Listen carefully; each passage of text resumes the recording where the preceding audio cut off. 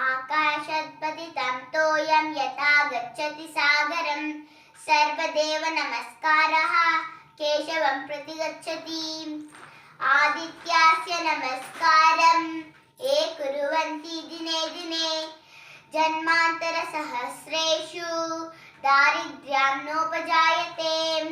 नागेन्द्रहाराय त्रिलोचनाय भस्माङ्गरागाय महेश्वराय देवादिदेवाय दिगंबराय तस्मै नकाराय नमः शिवाय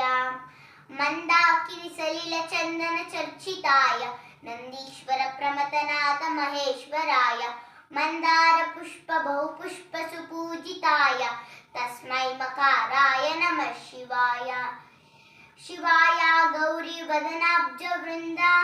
सूर्याय दक्षध्वरनाशनाय श्रीनीलकंठाय वृषभध्वजाय तस्मै शिकाराय नमः शिवाय वसिष्ठ कुंभोद्भव गौतमादि मुनीन्द्र देवार्चित शेखराय चंद्रार्क वैश्वानरलोचनाय तस्मै वकाराय नमः शिवाय